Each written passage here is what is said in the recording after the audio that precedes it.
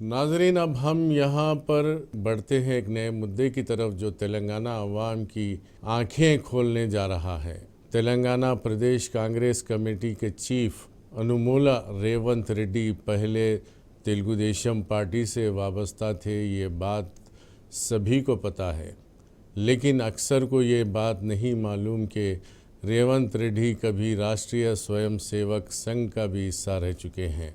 ख़ासकर अक़लियती बिरादरी इस बात से लाइल्म है कि एक वक्त था रेवंत रेड्डी भी आरएसएस के मेंबर हुआ करते थे। सियासी मजबूरियों और वक्त की नशीब व फराज की वजह से शायद उन्होंने तंजीम से दूरी इख्तियार कर ली हो, लेकिन आरएसएस के नज़रियात मौजूद हैं।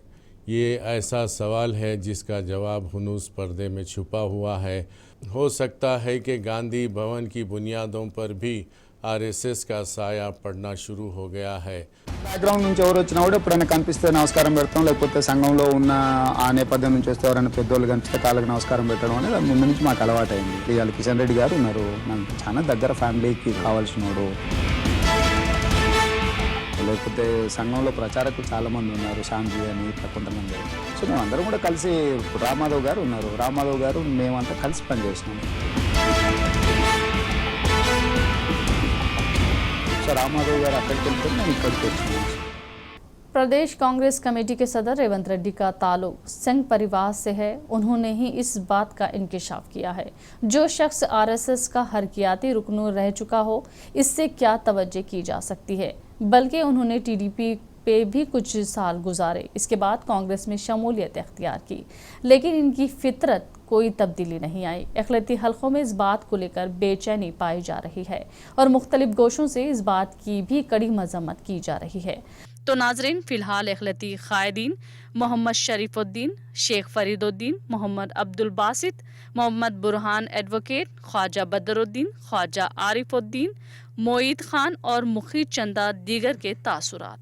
तेलंगाना प्रदेश कांग्रेस कमेटी के सदर हाल ही में जो रेवंत रेड्डी ने हमारे तेलंगाना के दिल आज़ादी की है, उसकी हम सख्त मजम्मत करते हैं। ये हमारे केसीआर साहब जो हरदिल अजीज़ तेलंगाना के चीफ मिनिस्टर साहब है, जो किसानों को 24 घंटे मुफ्त करंट दे रहे हैं, ये इससे बौखलाहट का शिकार होकर ये अपनी दिल की बात कहे बैठे। हम इसकी सख्त मजम्मत करते हैं और आवाम के सामने, बिलखुसूस मैं तमाम तेलंगाना के मुसलमानों के सामने रेवंत रेड्डी के चेहरे को बेनकाब करने के लिए आपके दरमियान में आया हूँ। ये रेवंत रेड्डी वही रेवंत रेड्डी है जो वोट और नोट बराए केस में मुलविज़ है, ऑलरेडी जेल में जा चुका है ये शख्स। और इसका हकीकी चेहरा तो ये है कि ये इंसान ख़ुद का इंटरव्यू में कह दिया है कि मैं आरएसएस से वाबस्ता हूँ।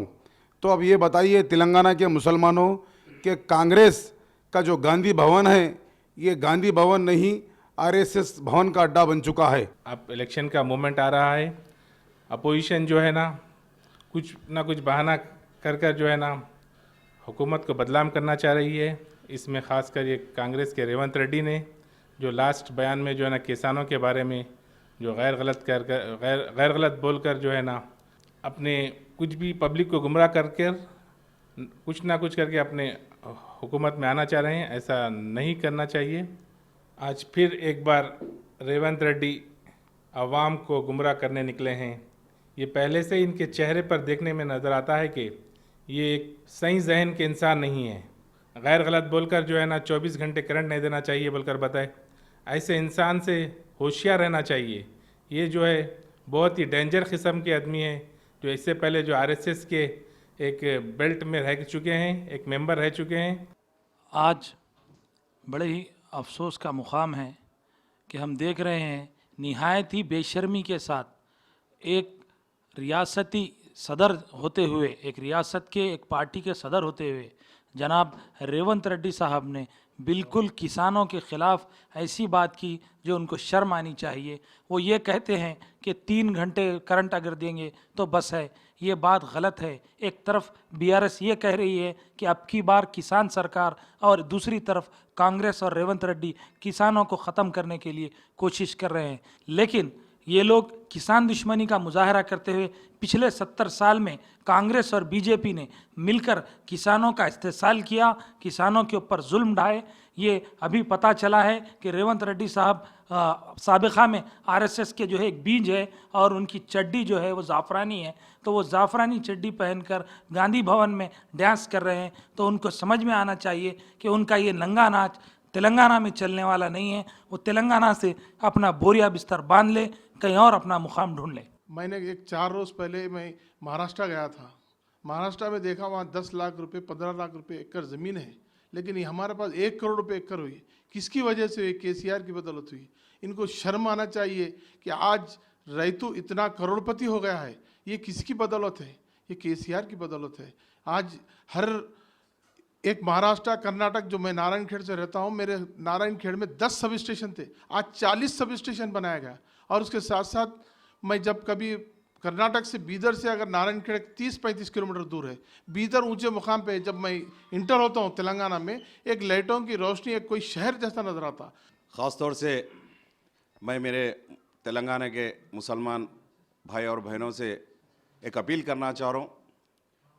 जो तेलंगाना के पीसीसी सदर है रेवंत रेड्डी, एक नंबरी फ्रॉड आदमी है, वो झूठा आदमी है, इसीलिए लोग उस पर भरोसा मत करिए। और उससे ज़्यादा क्या है बोलो तो एक आरएसएस के मेंबर है उन्होंने, तो इसीलिए ख़ास तौर से उनके बातों पे मत आइए आप लोग। जब एमपी जीतने से पहले इलेक्शन में कई मुसलमानों को बुला के टीवी में उनके जो पेज पे भी उन्होंने बोले, रेवंत रेड्डी जो रंगारेड्डी में और मलकाजगिरी में 11 मस्जिद मैं ओपन करूंगा बोल के बोले, झूठा आदमी है। ओपन छोड़िए, मुसलमानों की कोई भी इज्जत नहीं करते। जब यहाँ के कांग्रेस के थोड़े मुसलमान रहते मलकाजगिरी में, वो भी बताने लगे रेवंत रेड्डी को बहुत फ़ख्र है और जीतने के बाद कभी हमारे को बुलाए नहीं और कभी हमसे बात करने का भी तरीका नहीं है।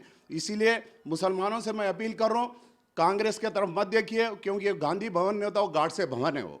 तो इसलिए ज़रूरी है हम पूरे टीआरएस और बीआरएस के साथ रहेंगे और केसीआर साहब का साथ देंगे। जय तेलंगाना, जय बीआरएस। के पीसीसी के प्रेसिडेंट जनाब रेवंत रेड्डी साहब प्योर आरएसएस के हैं, आरएसएस में उन्होंने रह चुके हैं। ये बहुत गलत बात बोले, इनसे इनकी मेंटालिटी मालूम होती। बड़ा अफसोस हुआ, रेवंत रेड्डी के बारे में बहुत कुछ ऐसे वाक़ये हैं जिससे साबित होता कि उन्हें अक़लियतों के दोस्त नहीं है, उन्हें कुछ और मकसद से पार्टी में काम कर रहे। लिहाजा आप तमाम लोगों से मैं गुजारिश करता हूं कि पहचानो कांग्रेस को अभी भी, क्योंकि 50 साल हुकूमत करने के बाद भी मुसलमानों का वो लोग भला नहीं कर सके। एक तरफ हमारे केसीआर साहब है जो निज़ाम की तारीफ़ करते, एक तरफ रेवंत रेड्डी है जिन्होंने उनकी बेइज्जती की। बड़ा अफसोस हुआ और यही मेंटालिटी से उन्होंने आगे भी अक़लियतों के साथ नाइंसाफ़ी करेंगे। मैं अक़लियती भाइयों से गुजारिश कर रहा हूँ कि केसीआर साहब का साथ दीजिए, बीआरएस का साथ दीजिए। जय तेलंगाना, जय हिंद। दामनचर्ला जाके देखो, दामनचर्ले की जो आज जो मेगा प्रोजेक्ट जो बना है 20,000 करोड़ का, 15-20 हज़ार करोड़ का प्रोजेक्ट हमारे केसीआर साहब ने जो बनाया है, आप देख के तुम्हारे डिस्ट्रिक्ट में है, जाके देखो पहले, उसके बाद में बात करो। खामखा के मुसलमानों को जैसा कर्नाटक का गवर्नमेंट आई बोल के बहुत जैसा नाच रहे, बंदर नाच जैसा नाच रहे, कुछ होने वाला नहीं है। यहाँ पे केसीआर साहब के सामने कोई दाल गलने वाली नहीं है। यहाँ के पूरे मुसलमान है ना, केसीआर साहब के साथ है, पूरी अक़लियती कौम, पूरी मुसलमान पूरे बीआरएस के साथ में है। इंशाल्लाह फिर हमारी गवर्नमेंट मज़ीद और एमएलओ के साथ आने वाली है हमारी गवर्नमेंट। तेलंगाना के मुसलमान भाई और बहनों से, इनके अलावा क्रिश्चियन भाई और बहनों से, साथ ही साथ जो सेकुलर माइंड रखते हैं हिंदू भाइयों से भी मेरी गुजारिश है कि रेवंत रेड्डी, अनुमला रेवंत रेड्डी जो 17 लोकसभा का मेंबर है अभी तेलंगाना से, साथ ही साथ ये 2021 जून में कांग्रेस ज्वाइन करते हैं तेलुगु देशम छोड़ के। ये ग्रीडी जानवर से भी बदतर, इतनी ग्रीडी, इतने लालची है कि इमीडिएटली ये सीएम बनना चाहते हैं। सारे सेकुलर लोगों से, मुसलमान भाइयों से और क्रिश्चियनों से कहता हूँ, इनकी पास्ट हिस्ट्री देखिए। ये आरएसएस का मेंबर है, अभी कांग्रेस के प्रेसिडेंट के रूप में अपने सामने आया है। इससे बच के रहिए।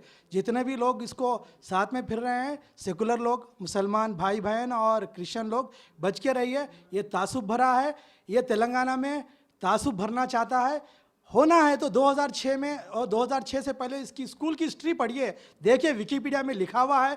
ये एबीवीपी का कैंडिडेट था, एबीवीपी में काम किया था और ये टीडीपी का, फिर उस टीडीपी ज्वाइन किया, टीडीपी के बाद में कांग्रेस ज्वाइन किया। अब ये बनना चाहता है सीएम, क्योंकि इसके अखलाक तो वही है जो ज़ाफ़रानी है, जो तासुब बरे है, ये कम्युनल है, इससे बच के रहिए। ख़ास तौर पे मैं तेलंगाना के सारे मुसलमान भाई बहनों से, क्रिश्चियन भाई बहनों से और सेकुलर लोगों से ये अदबन गुजारिश करता हूँ, इससे बच के रहिए। इसको ना साथ दें, अगर साथ दे रहे तो समझिए कि बीजेपी को साथ दे रहे हैं, आरएसएस को साथ दे रहे हैं।